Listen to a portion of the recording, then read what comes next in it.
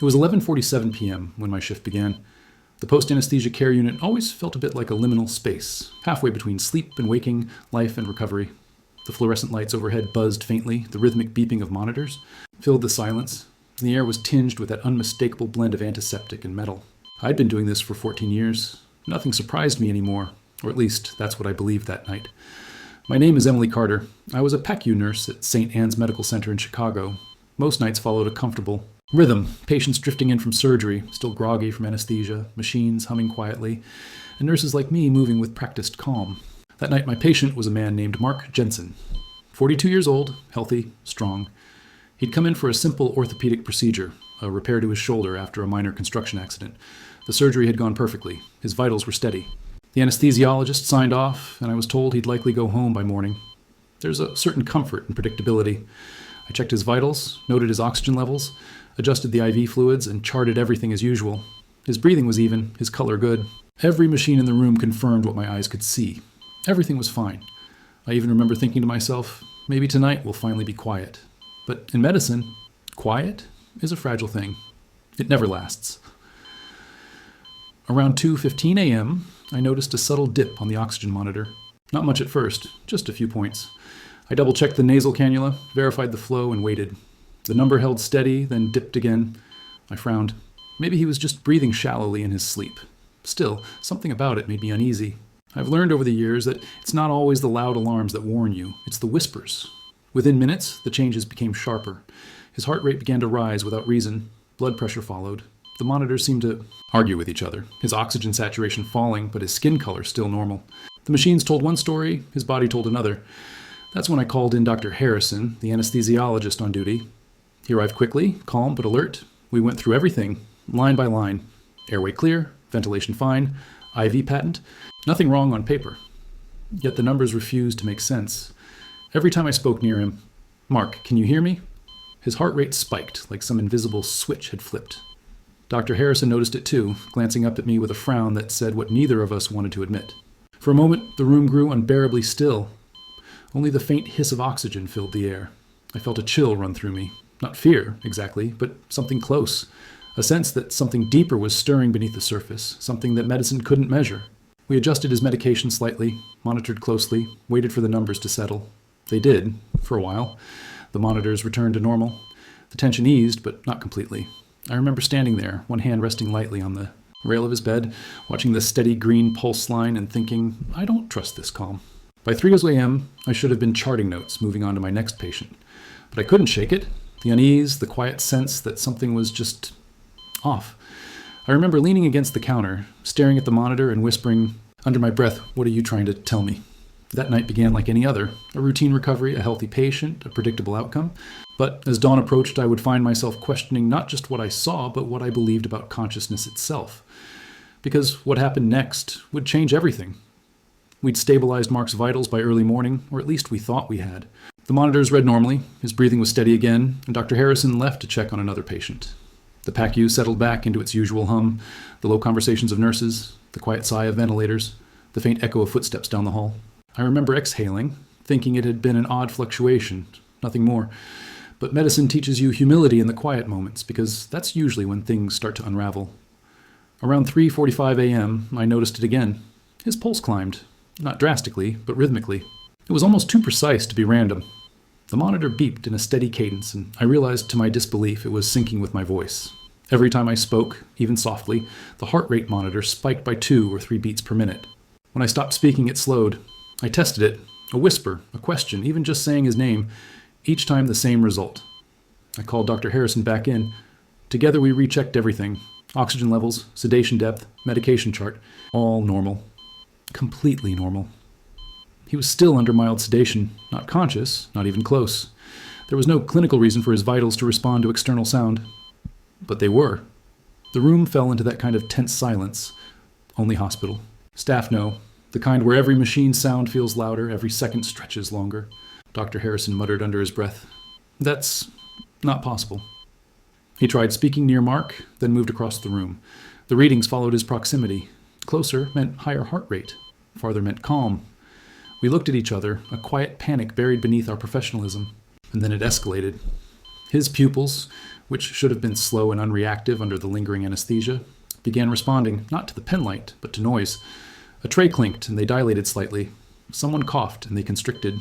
I watched in stunned silence as if his body was listening without ears, reacting to a world it shouldn't have been aware of. For a moment, I thought maybe it was me. Maybe I'd been awake too long, overanalyzing data that didn't matter. But when another nurse, Carla, came in, she froze halfway across the room. "Why is his heart rate doing that?" she asked quietly. I didn't answer, because I couldn't. We recorded every detail. The times, the responses, the vitals. Dr. Harrison insisted it was just an anomaly, a coincidence, but I could hear it in his voice. The same disbelief I felt creeping into mine. "We rely on the data," he said, almost to himself. "But the data doesn't make sense tonight." By 5 a.m., the readings finally began to normalize. The monitors quieted and Mark's vitals stabilized again. But I remember staring at him, motionless under the thin hospital blanket, and thinking that something in that body was aware. Not fully awake, but listening. We left the room calm, charts filled, everything resolved. But in my gut, I knew we hadn't solved anything. Something about that night had bent the rules, the ones medicine swears by. And once those rules bend, they never quite go back to normal. It was just after sunrise when it happened. The PACU had shifted into its morning rhythm. Soft chatter from incoming nurses, the distant hiss of sterilizers, the muted orange light filtering through the frosted glass. Mark had been stable for hours, his vitals smooth, his breathing unlabored. I was finishing notes on another patient when I heard the sound, a sudden gasp, sharp, desperate. I turned and Mark's body jerked forward on the bed. His eyes snapped open wide, pupils blown, sweat beading across his forehead. For a fraction of a second, every machine in the room seemed to stall. The monitors flatlined in rhythm before surging back to life. I rushed to his side, steadying his shoulders as he struggled for air. "Mark, it's okay," I said softly. "You're in recovery. You're safe." He blinked rapidly, his gaze darting around the room as though he were somewhere else entirely. And then his eyes locked on mine. He whispered, hoarse and trembling, "You were talking about the light above me." I froze. There was no way he could know that. I'd mentioned the light to Dr. Harrison hours earlier, commenting on how one of the bulbs had flickered during his vitals episode. It wasn't recorded. It wasn't a conversation near him. He shouldn't have heard it. He couldn't have. But Mark kept talking. His voice was low, almost reverent. "You said it looked like a dying star. You were standing right there." He lifted a trembling finger, pointing exactly to where I had stood at 3 OSQA. "Ma'am?" The anesthesiologist came in just as I was trying to steady my voice. I told him what Mark said, expecting disbelief, maybe even a laugh to ease the tension. But instead, Dr. Harrison grew very still. "What else do you remember?" he asked, Mark's eyes filled with tears. "I could see you all," he said. "But not like this. Not from here. I was looking down. I could see my body. I could hear everything. Your voices, the machines, even the music. You were playing that old jazz station, right?" The room went silent. We hadn't told him that. We hadn't told him anything. At first, I tried to rationalize it. Anesthesia awareness, maybe? A rare phenomenon where a patient becomes conscious during surgery. But the details didn't fit. He wasn't aware during the operation. All his vitals confirmed deep sedation, complete unconsciousness. His memories weren't fragmented or dreamlike. They were clear, chronological, observant. He described the pattern of the ceiling tiles, the way Carla adjusted his IV, the sound of another patient vomiting 2 bays over. Every detail was correct. Everyone. And then he said something that chilled me to the bone. I remember hearing you say, "Stay with me," but I wasn't with you. I was somewhere else. And when I tried to come back, something pulled me. I felt my throat tighten. Because I had said that. "Stay with me," when his vitals crashed. But the way he said it, with that look in his eyes, made it sound like a plea from both sides. When Mark finally stabilized again, he began to weep quietly. I held his hand as he whispered, "I didn't think I'd make it back. I've seen patients wake up confused. I've seen fear, disorientation, even panic. But this was different. This wasn't fear of dying. This was fear of where he had been. I didn't sleep that night, or the one after." I kept replaying Mark's words in my mind, hearing his voice echo through the sterile quiet of the PACU. "You were talking about the light above me." There was no logical explanation, but logic was all I had ever known. By the 3rd day, I did what every nurse does when something doesn't make sense. I went back to the data. In the dim light of the nurse's station, I pulled up Mark's post-operative chart. Oxygen levels, heart rate, blood pressure, anesthesia depth, all textbook. No anomalies, no mechanical failure. Yet, at exactly 3:17 a.m., his EEG monitor had recorded a burst of neural activity. A sudden spike in high-frequency waves that didn't belong in a sedated brain. It was the kind of pattern I'd seen during rapid eye movement sleep. Or conscious thought. I stared at that chart until the numbers blurred into one another. It wasn't supposed to happen. Deep anesthesia should have silenced every conscious process. And yet, there it was. Undeniable, impossible. The next morning, I asked Dr. Harrison if we could review the case together. He hesitated at first, but eventually nodded. We met in his office after hours, surrounded by stacks of charts and the soft glow of a desk lamp. He leaned over the printout of Mark's vitals, tracing the spike with his pen. "I've seen this once before," he murmured. I looked up sharply. "What do you mean?" He didn't answer right away. He just sat there, tapping the pen against the page before finally saying, 15 years ago. Different hospital, same kind of recovery. The patient coded for 20 seconds and came back describing things he couldn't possibly have seen. He leaned back in his chair, eyes tired. We filed it as a monitoring artifact. That's what you do when science doesn't have an answer. That night, I started digging through medical literature, case studies, journals, obscure research on anesthesia awareness, postoperative hallucinations, near-death experiences. The glow from my computer screen was the only light in my apartment. The words blurred into one another, but none of them brought clarity. They only deepened the questions. I found one paper, published quietly in a European journal, describing residual consciousness under deep sedation. The conclusion was clinical but unsettling. A portion of sensory awareness may persist independent of physical state. Independent of physical state. The phrase stuck with me. Every night after, I found myself back in the PACU, even when I wasn't working. Walking the same hall, standing at the same bay. There was something about that space, the air itself, that felt charged now. Like a memory waiting to repeat itself. When I finally spoke to Mark again, he said something that made my blood run cold. "I heard you," he told me. "When you said, 'stay with me,' I followed your voice. It was the only thing that kept me from going too far. I didn't know what to say. For years, I'd believed recovery was about the body. The vital signs, the airways, the numbers. But that night, I realized maybe recovery was something far deeper. Because while medicine brought him back, something else, something we couldn't measure, had guided him there. And that's when I began to wonder, what if the space between anesthesia and awareness isn't empty at all? What if it's just unseen? It was a few weeks before I saw Mark again. He had been discharged, healed well, and his follow-up appointment was meant to be routine. But when I walked into the consultation room, I could tell immediately. This wasn't the same man I'd watched drift peacefully into anesthesia. He sat with his hands clasped, shoulders tense, eyes distant. When he finally looked up at me, there was something hollow in his gaze. "I keep seeing it," he said quietly. "Every time I close my eyes, I'm back there." I took a seat across from him, trying to keep my tone calm and steady. "Back where?" I asked. "The recovery room," he said. "The lights, the sound of the machines, your voice." He paused, as if weighing each word. "But I'm not lying on the bed. I'm above it, watching." For a long moment, neither of us spoke. The air between us felt heavier somehow, as though the memory itself had entered the room. He told me, in vivid detail, what he remembered. The faint hiss of oxygen, the hum of the monitor, the muffled conversation between two nurses about the weather, my voice, soft, urgent, telling him to stay with me. He described the way the ceiling lights seemed to shimmer and pull away, and then, he said, there was something else. "A light," he whispered, but not from the room. It was behind everything. Warm, but cold at the same time. I wanted to follow it, but your voice, it pulled me back. He stopped speaking, trembling slightly. I could see the conflict in his face, wanting to believe it was real, but terrified that it might be. I asked if it could have been a dream, a hallucination. He shook his head. It wasn't like dreaming. It felt more real than this, like this is the dream, and that was the truth. There was no easy response. I'd been trained to assess, to measure, to record data. But how do you chart something like that? How do you treat the side effects of a soul that's seen too much? He said that ever since that night, he'd been waking up at exactly 3:17 a.m., the same time his vitals destabilized during surgery. Each time, he'd hear faint beeping. Sometimes, he'd even feel like he was back under, suspended between two worlds, unable to move. As he spoke, I felt an ache deep in my chest, the same mix of dread and compassion I'd felt in the PACU. I wanted to comfort him, to tell him it was just a trick of the mind. But part of me knew that wasn't true, because I remembered the way his vitals had responded to our voices, the way his pupils had followed sound instead of light. When our conversation ended, he gave me one last look before leaving. "You were the only thing I heard," he said. "Whatever that place was, your voice brought me home." I stood in that room long after he was gone, staring at the empty chair. For years, I'd believed my job was to guide patients back to consciousness, but now I wasn't sure if consciousness was something they ever truly left behind. It was months before I worked another night shift in the PACU. I told myself I was ready, that Mark's case was behind me. I'd even convinced myself that what happened could be explained by rare neurological activity, some edge case anomaly buried deep in the textbooks.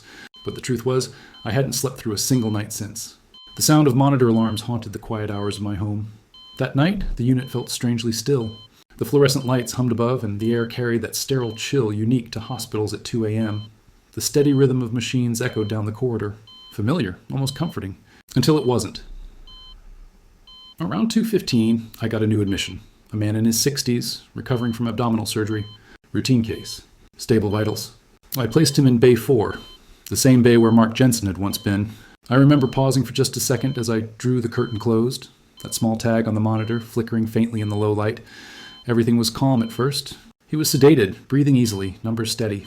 But then, out of nowhere, his heart rate spiked. Not dangerously, just inexplicably. I checked the IV line, adjusted his oxygen, ran through every possible cause. Nothing. Then, the same thing that had chilled me months earlier began to happen again. His vitals shifted, not randomly, but reactively. When I spoke near him, his pulse jumped. When the room went quiet, it slowed. I called in Dr. Patel, the attending anesthesiologist, and together we combed through every monitor, every setting. Everything looked normal. Everything should have been normal, but my stomach dropped when I saw it. The monitor flashing an oxygen saturation of 83%, then 97%, then 83% again. The exact same pattern. The same sequence Mark's monitor had displayed. For a few moments, I couldn't move. The beeping grew louder, more insistent. The lights above flickered once, twice, before steadying again. Dr. Patel muttered something about a possible sensor malfunction, but I knew that rhythm. I'd heard it before. It was as if the room itself was remembering. I leaned against the rail of the bed, feeling the faint tremor in my hands. My chest tightened as the patient's eyelids fluttered. His pupils dilated in that eerie, familiar way. Then, as suddenly as it began, everything normalized. The vitals steadied. The lights stopped flickering. Silence filled the room. Dr. Patel sighed and left to document the event. But I stayed. I couldn't shake the sense that something, not someone, had passed through. Standing there, I whispered to myself, this can't be happening again. And yet, every instinct told me it wasn't coincidence. It was repetition. Later, I sat alone in the break room, staring at my reflection in the vending machine glass. My own eyes looked distant, almost like Mark's had. That night, I realized something I'd been afraid to admit since his case. Maybe this place, this room, wasn't just a recovery unit. Maybe it was something in between. A space between sedation and awakening, between life and whatever comes next. As I left the PACU at dawn, I glanced back at Bay 4. For just a second, I swore I saw movement. A shadow, faint and slow, like someone walking away. But no one was there, only the hum of machines and the echo of a monitor that had long since gone silent. I retired 5 years after that night. Sometimes I tell people it was just time, that my body couldn't handle the long hours anymore. But the truth is, I left because I couldn't keep walking into that unit knowing what it held. What I held, some nights still, when I close my eyes, I hear the monitors. Not the frantic kind, just that steady, soft rhythm of someone caught between two worlds. I record this story now from my home in the quiet comfort of a small Chicago apartment. The city hums outside my window, but in here it's still, the way the PACU used to be before the alarm started. I've had time to think about what happened, about what I witnessed. And no matter how many explanations I've tried to cling to, no matter how many medical journals I've read, the truth is, I can't explain it. Medicine teaches us that consciousness is measurable, that the mind is tethered to the body, bound by synapses and chemical currents. But that night, and again months later, I saw something different, something unmeasured, something that refused to stay where it was supposed to.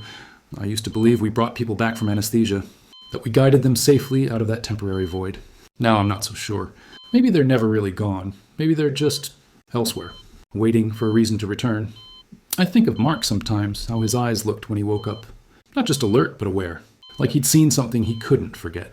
The last time I saw him, he told me he still dreamed of that recovery room, of the hum of the lights, the hiss of oxygen, the echo of voices he couldn't quite place. And I believe him. I never told anyone about the second patient. I wrote the incident report, of course, the data, the vitals, the timestamps, but not the feeling, how the air had thickened, how I'd felt watched, not by something malicious, but by something remembering, something that lingered. I sometimes wonder if hospitals collect memories, not the kind stored in charts or machines, but the unseen ones, the fear, the hope, the moments between dying and waking. Maybe that's why certain rooms feel heavy, even when they're empty. Maybe some part of what we are never really leaves. When people ask if I miss nursing, I smile and say yes, because I do. I miss helping people find their way back. But I also know now that not everyone does. Some come close enough to glimpse whatever lies beyond, and they carry that silence in their eyes forever. I've seen hundreds of patients wake up, but there's one, just one, whose eyes I'll never forget. Because when he looked at me, I wasn't sure which one of us had really woken up.